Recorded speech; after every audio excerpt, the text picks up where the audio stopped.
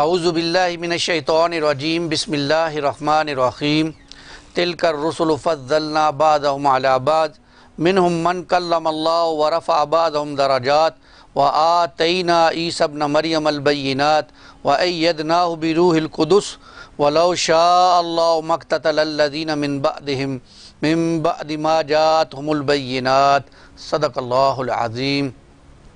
رب اشرح لی صدری ویسر لی امری واحلل عقدۃ من لسانی یفقہوا قولی واجعل لی وزیرا من اہلی آمین یا رب العالمین۔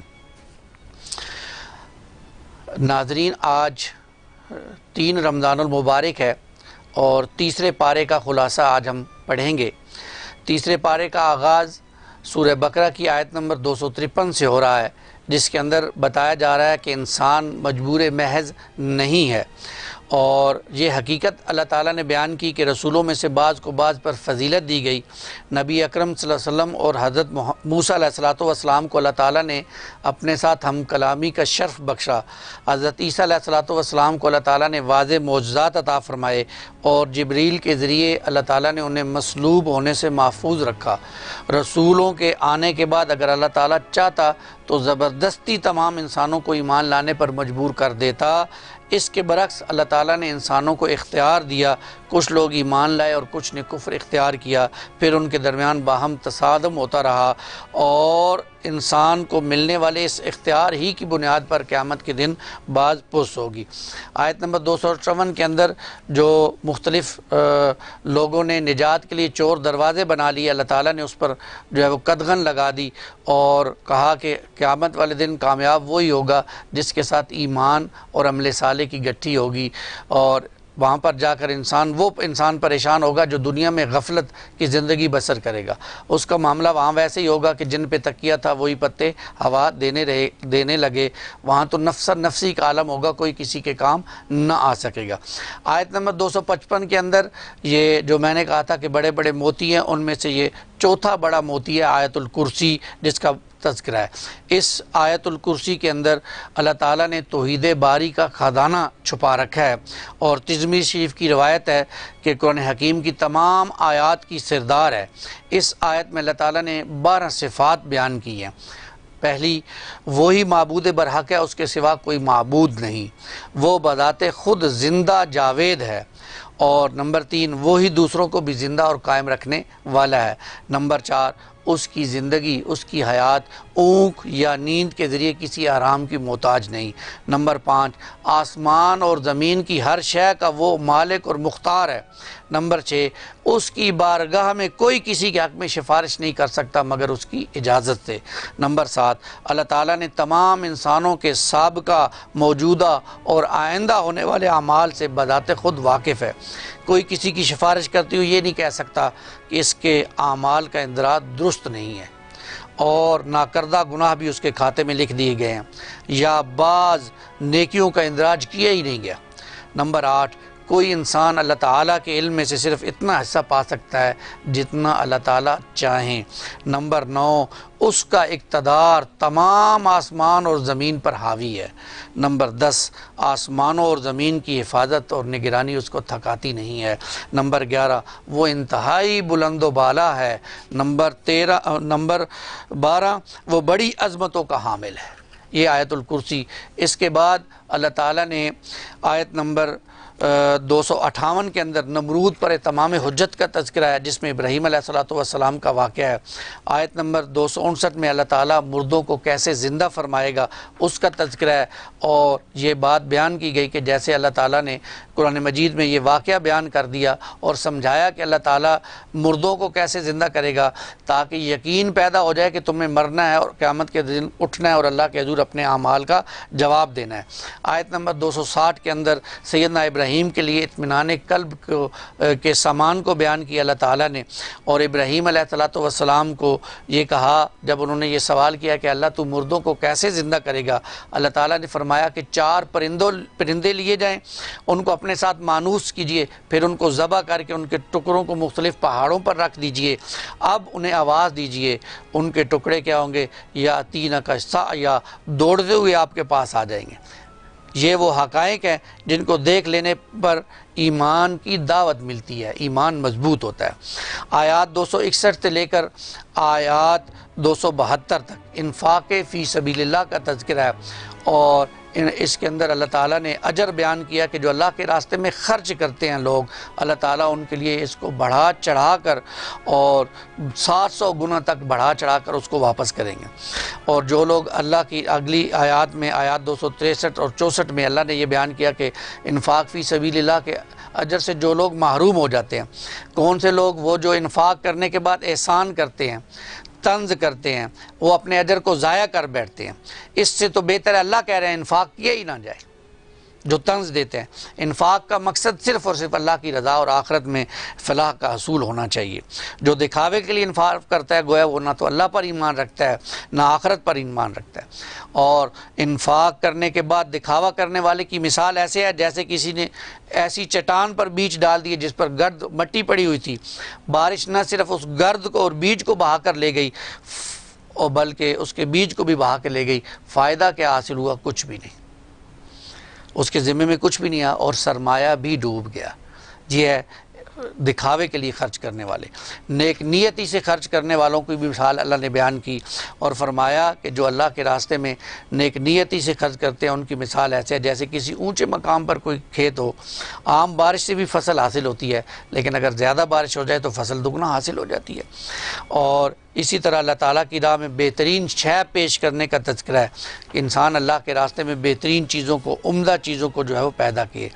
اور حدیث مبارکہ ہے کہ اللہ تعالیٰ اللہ کے حبیب فرماتے ہیں صلی اللہ علیہ وسلم، ان اللہ طیب لا یقبل الا طیبا، اللہ پاک ہے اور پاکیزہ چیزوں ہی کو قبول کرتا ہے۔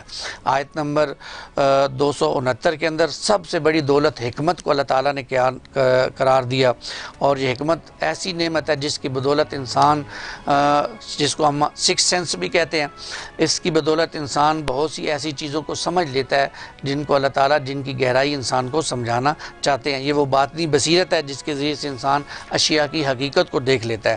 بقول اقبال، اہل نظر ذوق نظر خوب ہے لیکن جو شے کی حقیقت کو نہ دیکھے وہ نظر کیا ہے۔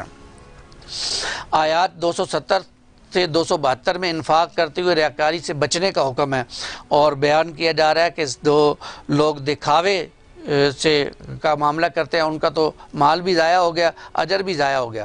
اس لیے بچنے کے لیے انسان چھپا کے انفاق کرے، یہ بہتر ہے۔ ہاں، کھلا بھی کیا جا سکتا ہے، بعض موقعوں پر ضرورت ہوتی ہے اجتماعی انفاق کی، تو وہاں کھلا بھی جو ہے وہ انفاق کیا جا سکتا ہے، لیکن بہتر یہی ہے کہ انسان چھپا کر جو ہے وہ انفاق کرے۔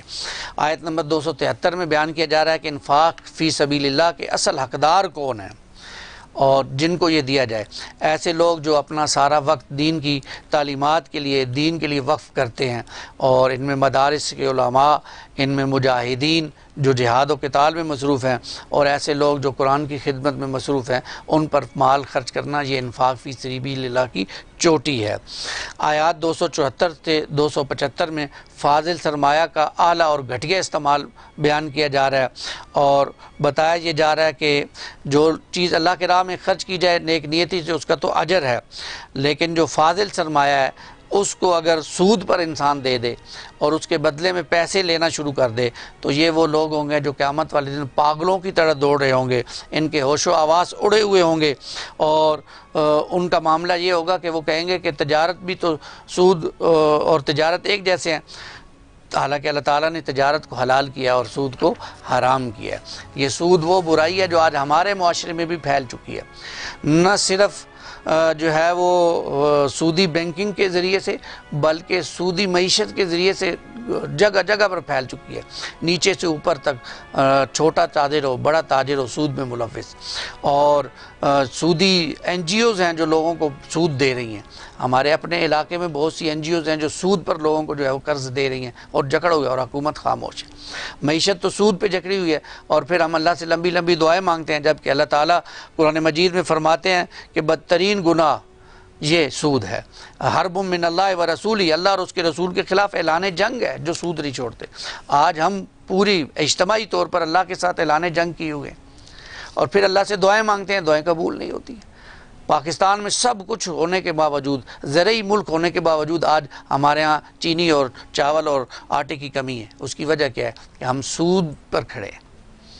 تو اس سے بچنے کی کوشش کرنا اور پھر اس نظام کو بدلنے کی کوشش کرنا تاکہ ایسا نظام آئے جس میں انسان بغیر سود کے زندگی بسر کر سکے، اس نظام کے لیے اپنا تن من دھن لگانا، اس کی جدوجہد کرنا۔ اللہ ہمیں اس کی توفیق عطا فرمائے۔ پھر آیت نمبر 272، یہ 5واں بڑا موتی ادھار کے حوالے سے قرآن مجید کی ہدایات اللہ تعالیٰ نے دے دی۔ پورے قرآن مجید کی یہ طویل ترین آیت ہے، اور اس میں جو ادھار کے حوالے سے ہدایات دی گئی ہیں وہ درج ذیل ہیں، جو میں آپ کے سامنے بیان کر دیتا ہوں۔ نمبر 1، ادھار ہمیشہ یک طرفہ ہونا چاہیے، یعنی جنس پوری دے دی جائے یا قیمت پوری ادا کر دی جائے۔ نمبر 2، ادھار کا معاملہ میعادی ہونا چاہیے، یعنی ایک مدت طے ہو، اس کے بغیر ادھار نہیں دینا چاہیے۔ نمبر 3، معاملے کو ضبط تحریر میں لانا چاہیے۔ نمبر 4، معاملے کی تحریر وہ قلم بند کرائے جس پر جو قرض لے رہا ہے، اگر وہ نہیں لکھ سکتا، معذور ہے، تو اس کی طرف سے یہ ولی اس کا کام سر انجام دے گا۔ نمبر 5، تحریر واضح ہو، اس میں کوئی مبہم یا کوئی چھپی ہوئی بات نہ ہو۔ نمبر 6، باہمی رضامندی سے 2 مسلمان مردوں کو اس پر گواہ بنایا جائے۔ اگر 2 مرد نہ دستیاب ہو تو 1 مرد اور 2 خواتین کو جو ہے گواہ بنا لیا جائے، اور جب گواہوں کو گواہی کے لیے بلایا جائے وہ ضرور حاصل ہو۔ نمبر 7، جب بھی باہم معاہدہ ہو گواہی کی یہ صورت قائم ہونی چاہیے۔ نمبر 8، گواہوں کو جب بھی طلب کیا جائے وہ ضرور حاضر ہوں۔ نمبر 9، فوری لین دین میں اگر معاملہ نہ لکھا جائے تو کوئی گناہ کی بات نہیں ہے۔ نمبر 10، لکھنے والا اور گواہ کسی فریق کو نقصان نہ پہنچائے، اور نہ ہی کوئی فریق ان دونوں کو نقصان پہنچائے۔ جو کوئی ایسا کرے گا، ایسے لوگ اپنے فاسق ہونے کا ثبوت دیں گے۔ اس کے بعد رہن کے حوالے سے کچھ ہدایات دی گئی کہ رہن کے حوالے سے جو چیز کسی کو قرض دی جائے، گروی رکھ کر کوئی قرض لے، اس کو رہن کہتے ہیں، اور وہ رہن رکھی ہوئی چیز کو دوسرا شخص استعمال نہیں کر سکتا۔ جب وہ قرض واپس کرے تو اس کی رہن کی ہوئی چیز، گروی رکھی ہوئی چیز اس کو واپس کر دی جائے۔ آیت نمبر 284 میں اللہ تعالیٰ کے ہاں ہر عمل کا محاسبہ ہوگا، اس کا تذکرہ ہے، اور آیت نمبر 285 اور 86 یہ سورت کی آخری 2 آیات عرش الہی کے 2 خزانوں میں سے ہیں۔ نبی پاک صلی اللہ علیہ وسلم کو معراج کے موقع پر اللہ تعالیٰ نے یہ 2 آیات تحفتاً عنایت فرمائی تھی۔ مسند بن احمد کی روایت ہے، آپ صلی اللہ علیہ وسلم نے فرمایا، جو شخص سورہ بقرہ کی آخری 2 آیات کو رات کو پڑھ لے تو یہ اس کی حفاظت کے لیے کافی ہے، یہ اس کی حفاظت کے لیے کافی ہے۔ اور اس آیت میں اللہ کی رحمت کی نوید ہے۔ اللہ تعالیٰ نے ہر انسان سے اس کی صلاحیت کے موافق ہی بعض پرش کرنی ہے۔ انسان کی نیکی اس کے کام آئے گی اور گناہ کا وبال اسی پر پڑے گا۔ یہ اللہ تعالیٰ نے بیان کر دیا۔ آیت کے آخر میں سادہ اور ایمان افروز دعائیں سکھائی گئی ہیں۔ اے ہمارے رب، ہم سے جو خطا اور بھول چوک ہوئی اس پر ہماری پکڑ نہ فرما، ہمیں ان آزمائشوں سے دوچار نہ کر جن سے ماضی میں اہل ایمان دوچار ہوئے، ہم پر وہ بوجھ نہ ڈال جس کو برداشت کرنے کی ہم میں سخت نہ ہو۔ اے اللہ ہمیں معاف کر دے، اے اللہ ہمارے گناہوں کی پردہ پوشی فرما، اے اللہ ہم پر رحم فرما، تو ہی ہمارا حامی و ناصر ہے، پس کافروں کے مقابلے میں ہماری مدد فرما۔ مسلم شریف کی روایت ہے، اللہ کے رسول نے فرمایا صلی اللہ علیہ وسلم، ہر دعا کے جواب میں اللہ کی طرف سے جواب آتا ہے قد فعلت، یعنی میں نے یہ دعا پوری کر دی۔ افلاک سے آتا ہے نالوں کا جواب آخر، اٹھتے ہیں حجاب آخر، کرتے ہیں خطاب آخر۔ یہاں بس صرف یہ بات نوٹ کر لیجئے کہ جن لوگوں کی کافروں سے دوستیاں ہیں یا جو لوگ کافروں کے اتحادی بنے ہوئے ہیں، کیا وہ ان دعاؤں سے فائدہ اٹھا سکتے ہیں؟ بلا شبہ علم رکھ کے بے عمل ہونا انسان کو مناجات کی لذت سے محروم کر دیتا ہے۔ اس کے بعد سورہ آل عمران کا تذکرہ ہے۔ سورہ آل عمران قرآن مجید کی 3ری سورت ہے۔ پہلی سورت سورہ بقرہ، دوسری سورت سورہ بقرہ، پہلی سورت سورہ فاتحہ، دوسری سورہ بقرہ، اور تیسری سورت سورہ آل عمران۔ سورہ آل عمران کی عظمت کے حوالے سے رسول اللہ صلی اللہ علیہ وسلم کا فرمان مبارک ہے، من قرأ آل عمران فہو غنی۔ سنن دارمی کی روایت ہے، جس نے سورہ آل عمران پڑھی پس وہ غنی ہو گیا۔ اس سورت کی ابتدائی آیات اس وقت نازل ہوئی جب نجران سے عیسائیوں کا ایک وقت نبی کرم صلی اللہ علیہ وسلم سے اپنے عقائد کے بارے سے بحث کرنے کے لیے آیا تھا۔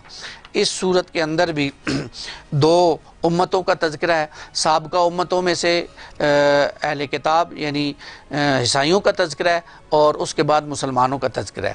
آیت 1 تا 6 میں معبود برحق کی امتیازی صفات کا تذکرہ ہے، اللہ تعالیٰ کی وہی صفات جو آیت الکرسی میں ہم پڑھ چکے ہیں۔ آیات 7 تا 9 میں فتنہ پیدا کرنے والوں کے طرز عمل کا تذکرہ ہے، وہ لوگ جو فتنہ پیدا کرتے ہیں ان کا تذکرہ ہے، اور آیات 10 تا 13 میں کافروں کے لیے برے انجام کی دھمکی کا تذکرہ ہے کہ اللہ تعالیٰ ان کو دھمکی دے رہے ہیں کہ بعد آ جاؤ، نہیں تو آخرت میں تمہارے لیے بہت برا اور دردناک انجام ہوگا۔ آیات 14 تا 15 میں آخرت کو دنیا پر ترجیح مت دو، اس کا تذکرہ ہے، اور یہ بیان کیا جا رہا ہے کہ دنیا کی جتنی بھی محبتیں ہیں یہ انسان کے دل میں اللہ نے پیدا کی ہیں، اور انہی کے ذریعے سے انسان کو اس دنیا میں آزمائش سے گزارا گیا۔ ان مروغات میں یعنی ان آزمائشوں میں، ان نعمتوں میں عورتوں، بیٹوں، سونے چاندی کے جمع کیے گئے خزانوں، خاص نسل کے گھوڑوں، چوپایوں اور کھیتوں کی محبت شامل ہے، اور ان میں سے کوئی چیز بھی ایسی نہیں ہے جو خود بذات خود بری ہے، اور نہ ہی ان سے محبت اور ان کا حصول بری چیز ہے۔ بری چیز یہ ہے کہ انسان ان چیزوں کی محبت اور حصول میں اس قدر غرق ہو جائے کہ اسے آخرت یاد ہی نہ رہے، اللہ یاد ہی نہ رہے۔ جن لوگوں کے دلوں میں اللہ تعالیٰ کا خوف اور آخرت کی فکر موجود ہوتی ہے وہ ان چیزوں کو شریعت کے مطابق حاصل کرتے ہیں اور استعمال کرتے ہیں، اور اب ان چیزوں سے دنیا میں راحت اور سکون انہیں نصیب ہوتا ہے، اور آخرت میں اللہ تعالیٰ کے پاس انہیں بہترین ٹھکانہ میسر ہوگا۔ اللہ ہمیں بھی ان نعمتوں کو صحیح طریقے سے استعمال کرنے والا بنائے۔ آیات 16 تا 17 میں اللہ کے محبوب بندے کون ہیں ان کا تذکرہ ہے، جو مصیبت پیش آ جائے تو اللہ تعالیٰ کی رضا کی خاطر اس پر صبر کرتے ہیں، دین کی راہ میں اپنے اوقات لگاتے ہیں اور اپنے معاملات کو راست باز رکھتے ہیں، بدعہدیوں اور فریبگاریوں سے بچتے ہیں، اور شریعت کے احکامات کے آگے سر جھکانے والے ہیں، اور اللہ تعالیٰ کے مال اور دولت میں سے اللہ کی راہ میں خرچ کرتے ہیں، نیکیوں پر اتراتے نہیں بلکہ اللہ تعالیٰ سے بخشش کا سوال کرتے ہیں، اور رات کے پچھلے پہر میں اللہ کو یاد کرتے رہتے ہیں۔ آیت نمبر 18 میں معبود حقیقی کی شان میں خاص قیام عدل کا تذکرہ ہے، اور اس آیت میں اللہ تعالیٰ کا جلالی اسلوب ہے۔ اللہ نے فرمایا کہ وہ خود اس پر گواہ ہے اور اس کے سوا کوئی معبود نہیں ہے۔ اللہ تعالیٰ سے بڑھ کر معتبر شہادت کس کی ہوگی، جو کائنات کی تمام حقیقتوں کا براہ راست علم رکھتا ہے اور جس کی نگاہ سے زمین و آسمان کی کوئی چیز پوشیدہ نہیں ہے۔ اللہ تعالیٰ کے بعد معتبر شہادت ہے فرشتوں کی، کیونکہ یہ وہ سلطنت کائنات کے انتظامی اہلکار ہیں، وہ تمام انتظامی معاملات میں اللہ تعالیٰ کے احکامات پر عمل کرتے ہیں اور اپنے ذاتی علم کی بنا پر گواہی دے رہے ہیں کہ کائنات اللہ کے حکم اور عدل سے چل رہی ہے۔ آیت نمبر 19 میں اللہ تعالیٰ کے نزدیک صرف اسلام دین ہے، اس کا تذکرہ ہے۔ آیت نمبر 20 میں اتباع رسول کا تقاضا اللہ کی مکمل فرمانبرداری یعنی پورے 24 گھنٹے کی زندگی اللہ کی بندگی میں گزاری جائے، کچھ لمحے نافرمانی میں اور کچھ فرمانبرداری میں نہیں، بلکہ پوری 24 گھنٹے کی زندگی اللہ کی فرمانبرداری میں گزاری جائے۔ اس کے بعد کچھ اہل کتاب کا تذکرہ، شریعت سے پہلو تئی کا سبب، اور پھر ان پر اللہ تعالیٰ کی طرف سے وعیدیں، اور یہ بڑی اہم ہدایت ان آیات میں دی گئی کہ کافروں کو مومنوں کے مقابلے میں دوست نہ بنایا جائے۔ منع کیا گیا کہ کافر تمہارے دوست نہیں ہو سکتے، ان کے ساتھ تجارتی لین دین کے معاملات ہو سکتے ہیں، لیکن تمہاری دلی محبتیں اہل ایمان کے ساتھ ہونی چاہیے، کافروں کے ساتھ نہیں ہونی چاہیے۔ پھر اس کے بعد اللہ تعالیٰ کی محبت اتباع رسول سے حاصل ہوگی۔ آیت نمبر 31 میں یہ بیان کر دیا گیا کہ جو کوئی اللہ سے محبت کرنا چاہتا ہے اسے چاہیے کہ محمد رسول اللہ صلی اللہ علیہ وسلم کی اتباع کرے، آپ کی پیروی کرے، ہر معاملے میں رسول اللہ صلی اللہ علیہ وسلم کی پیروی کرے۔ اللہ تعالیٰ ہمیں بھی آپ صلی اللہ علیہ وسلم کی پیروی کرنے کی توفیق عطا فرمائے۔ اس کے بعد حضرت عیسیٰ علیہ السلام کے 5 معجزات کا تذکرہ ہے جو اللہ تعالیٰ نے بیان کیے ہیں، اور عیسیٰ علیہ السلام کی جو دعوت انہوں نے دی، اس پر بنی اسرائیل کا جو طرز عمل تھا اس کا تذکرہ ہے۔ انہوں نے عیسیٰ علیہ السلام کو جو ایذا پہنچائی، اور اس پر پھر عیسیٰ علیہ السلام کو اللہ تعالیٰ نے جو آسمان پر اٹھا لیا، اس کا تذکرہ ہے۔ یہ کچھ ان آیات کا خلاصہ میں نے آپ کے سامنے بیان کیا۔ اللہ تعالیٰ سے دعا ہے کہ اللہ تعالیٰ مجھے اور آپ کو قرآن مجید کے پیغام کو سمجھنے کی توفیق عطا فرمائے اور ترجمے کے ساتھ پڑھنے کی توفیق عطا فرمائے، اپنی بارگاہ میں اس کو قبول فرمائے اور ہمیں ہدایت نصیب فرمائے۔ آمین یا رب العالمین۔ اقول قولی ھذا استغفر اللہ لی ولکم ولسائر المسلمین والمسلمات۔